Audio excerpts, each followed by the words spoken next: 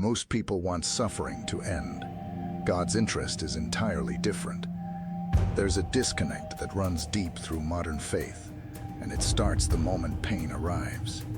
You're in a difficult season, a loss, a diagnosis, a relationship fracture. The natural instinct is simple escape. Get out, make it stop. What if the entire premise of that instinct is backwards? Here's what this conversation will show you. Trials don't exist to be removed. They exist to be understood. And once you understand their actual function, your entire response shifts. In the next few minutes, I'll walk you through why this matters practically, not just theologically, but I want to tease something first. Later, I'll show you how this connects to your capacity for helping others in ways you haven't considered yet. That part changes everything about how you process what you're carrying right now. Let's start with what's actually being said in the oldest Christian texts about hardship. The letter written to early believers scattered across the Roman Empire opens with something striking. It doesn't say God will remove your suffering. It says, "Blessed are you because of what this suffering will produce." That's not consolation, that's a mechanism. There's a reason embedded in the difficulty itself. One of the core passages reads this way: "Your faith is being tested by fire, and the testing produces something more valuable than gold that burns away." Notice the structure. The fire isn't the problem, the fire is the tool, and the tool produces a specific outcome, not comfort, refinement. This is important because most modern interpretation stops at God is with you in suffering. That's true, but it's incomplete. It's the beginning of the story, not the story itself. The deeper claim is God is refining you through suffering. Different thing entirely. Here is where people get stuck. We hear refinement and think punishment. We hear testing and think judgment. But in this context, both mean something closer to qualification, like a metallurgist testing ore. The fire isn't angry, it's diagnostic. It reveals what's actually there. It strengthens what's worth keeping. It burns away what's brittle. Think about how that lands differently. You're not being punished for weakness. You're being processed by someone who knows exactly what you can withstand and what you're capable of becoming. The classical framework laid out in these texts identifies 5 specific outcomes of trials. And here's the detail that makes this practical rather than abstract. All 5 are things that reshape your capacity. The first is clarification of genuine faith, not faith you think you have, but faith that actually holds under pressure. That's qualification. You're not developing faith in the trial. You're discovering whether the faith you claimed was real. That distinction matters because it separates wishful thinking from actual trust. And actual trust is portable. You can carry it forward. The second is authentication of devotion. Where do your priorities actually lie? Trials don't create your values. They reveal them. Under normal circumstances, you can convince yourself of things that aren't true about what you genuinely love. Pressure clarifies. That clarity is the outcome, and it's not punishment. It's honest information about yourself. The third outcome is purification of character. This is the refinement language, not removal of weakness, but exposure of it. And exposure, when it happens in the context of trust, becomes transformation. You see what's there. You can't unsee it. And in the presence of that honesty, change becomes possible. Fourth is demonstration of God's power. This one shifts the focus from you to the situation itself. You're not getting stronger to save yourself. You're being placed in positions where your own resources aren't enough. Why? So that when something shifts, when the burden lightens, when clarity arrives, when capacity returns, you know it wasn't your effort. You know it came from outside you. That resets your understanding of what's actually possible. The fifth outcome is formation of Christ-like character. This one is long form. It's not a single event. It's the cumulative result of experiencing hardship in the context of trust. You become someone who has sat with difficulty and emerged. That changes how you show up in the world. Now watch this carefully. None of these outcomes require pain to be removed. In fact, they require the opposite. They require you to move through the pain while believing something specific about its function. Here's the condition that makes that possible. You have to be convinced of something before the relief arrives. And this is the part most teaching skips. You have to be convinced that God controls both the timing and the intensity of what's happening to you. Not in a dominating sense, in a precise sense, like a weight trainer who knows your actual capacity. If the load is crushing you beyond your ability to function, something's wrong with the loading, not with you. If the load seems to match your capacity exactly, that's not coincidence, that's calibration. You have to be convinced that this specific trial, in this specific form, at this specific moment, has a particular purpose connected to your growth, not suffering for its own sake, not random punishment, purpose. You have to be convinced that God's resources are actually available to you in the middle of the trial, not after it's over, not when you're safe, now, while it's happening. That's the mechanism that allows trust to function rather than collapse.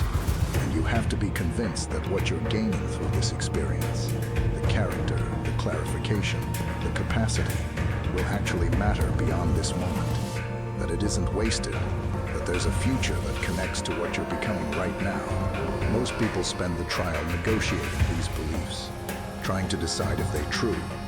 The ancient text suggests something different.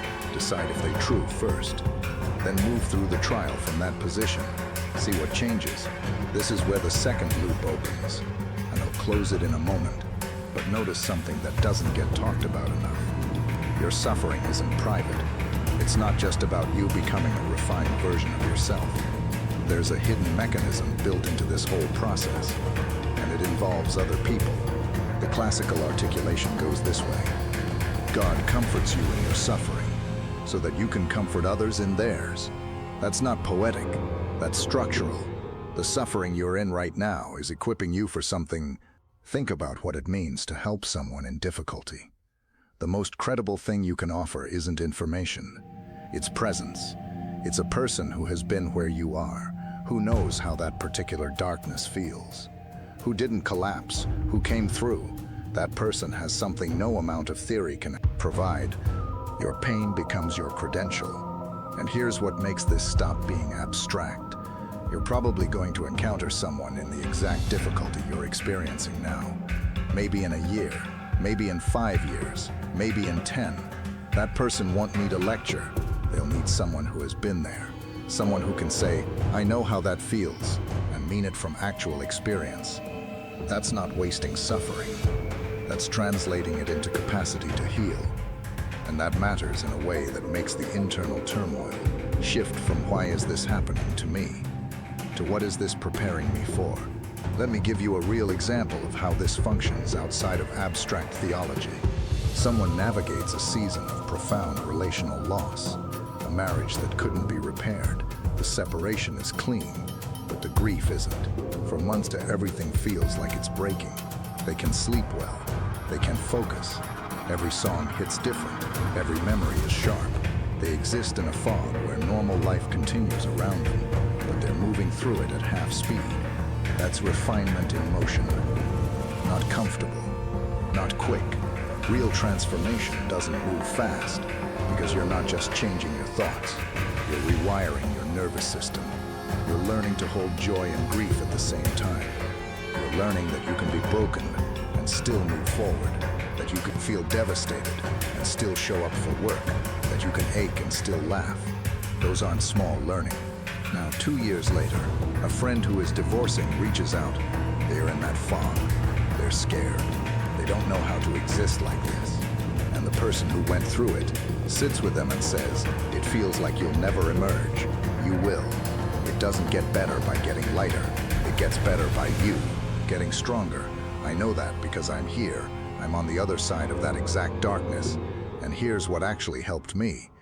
That person has something invaluable. They have earned authority. Not academic authority, lived authority. The ability to be present to someone's pain in a way that matters, because you've been there. Your current suffering might be that you might not even know it yet. There's also a second piece to this that's often overlooked. The way you respond to your own difficulty becomes the template for how you'll respond to others' difficulty. If you respond with bitterness, you teach bitterness. If you respond with desperation, you teach panic. if you respond with trust while hurting, you teach something revolutionary. You teach that difficulty and faith aren't mutually exclusive.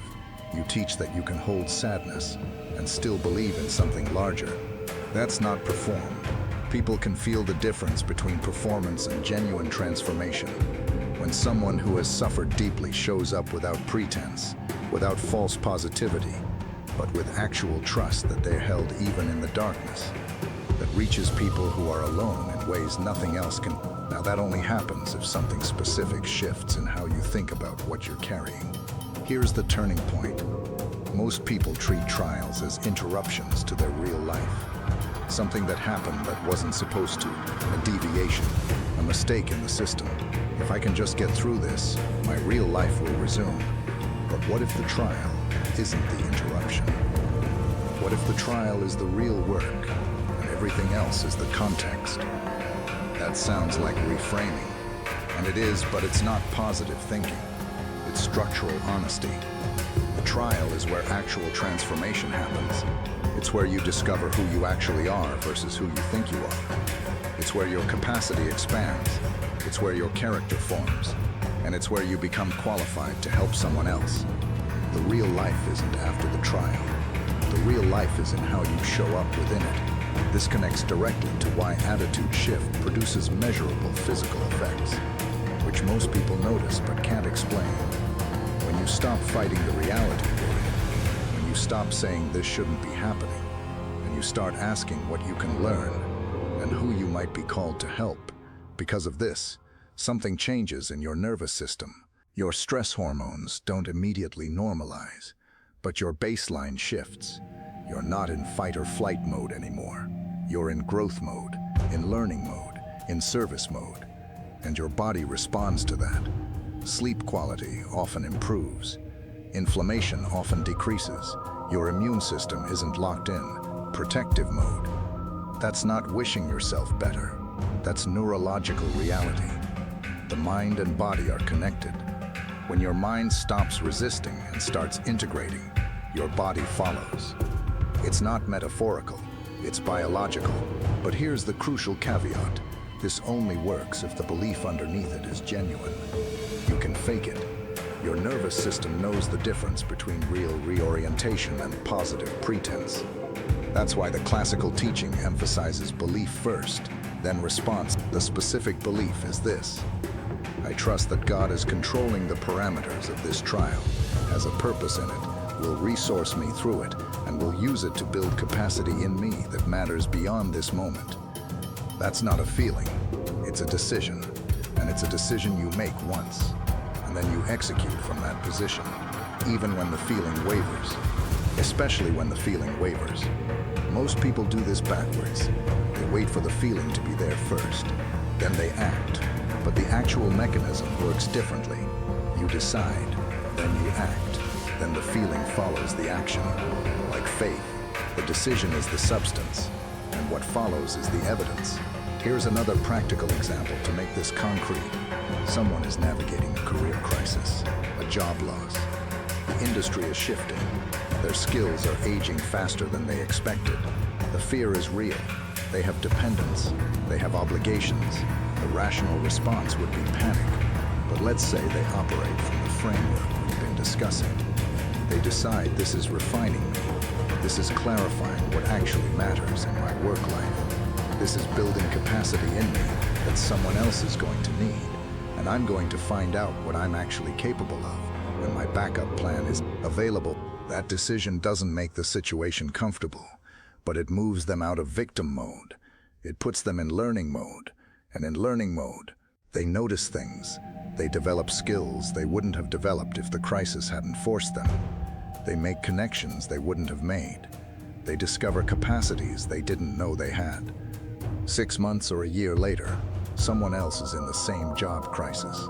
And this person can sit with them and say, I've been here. Here's what I learned. Here's what actually helped. Here's where the opportunities are that you can see yet because you're in the panic. That person now has something to offer that's earned, and they couldn't offer it if the trial hadn't happened. The outcomes change radically based on this single shift in how you interpret what's happening. Let me highlight what matters here. The situation didn't change. The variables are identical. The person in panic and the person moving through the same situation with intentional learning experience. Different realities. Not because one is delusional, because one is working with the actual mechanism. This is critical. The trial itself is instructing you. You're learning in real time what you're made of, what you actually believe, what you can sustain, what your actual values are when they're tested. That information is priceless, but you only get it if you're paying attention, and you only pay attention if you believe there's something to learn. That belief has to come from somewhere in the classical framework. It comes from a foundational decision about who you're trusting. This is where the conversation has to get specific, because the framework only works if there's someone to trust who has actual capacity to calibrate the trial at your actual level. The traditional claim is this: if you're trying to navigate serious difficulty without a relationship to God, without actually trusting that you're held by someone larger than yourself, then the trial is just suffering. It's pain without purpose, random hardship with no meaning. And meaning is what makes endurance possible. Without it, you're just enduring. And pure endurance eventually breaks. But if you have a relationship to God, if you've actually committed your life to trusting Jesus as your foundation, then the same trial becomes something else. It becomes refinement. It becomes instruction. It becomes a tool for your growth and an investment in your capacity to help others. Same trial, different interpretation, different outcome. The text makes this argument explicitly. If you haven't decided to trust God through Christ, you're ultimately on your own, and alone in serious difficulty. The trial tends to produce bitterness, desperation, or collapse. That's not judgment, it's structural. You're trying to carry something too heavy without adequate support. But if you have committed, if you've said yes to God, if you've oriented your life toward trusting Him, then everything changes. Now you're not trying to survive alone. You're in a relationship with the person who designed you, knows your actual capacity, and has specific purposes for what you're experiencing. That changes everything. The invitation in this is simple, but requires actual decision. It's not intellectual agreement. It's not joining a group. It's actual commitment. It's saying, I don't understand this trial. I don't enjoy it, but I'm going to trust that God has a purpose in it. I'm going to trust that He's calibrating it to my actual level. I'm going to trust that He'll resource me, and I'm going to look for how I'm being refined and how I can use this to help others. That decision doesn't make the trial disappear. It doesn't make it easy. What it does is flip the mechanism from suffering to growth. And growth, even when it's painful, has meaning. And meaning makes endurance possible. Here's the 3 things worth holding on to from this conversation. First, trials aren't mistakes in the system. They're the system. They're where actual transformation happens. Second, the outcome of your trial depends entirely on what you believe about God's purpose in it while you're in it. Third, your pain becomes valuable the moment you decide to translate it into capacity for helping others. The final thing, this framework only functions if you've actually made a decision about who you're trusting. If that decision isn't there, everything I've described is just philosophy. But if you've genuinely committed to trusting God, if you've said yes to Christ, then what you're walking through right now has infinite purpose that's worth thinking about as you move through what's ahead.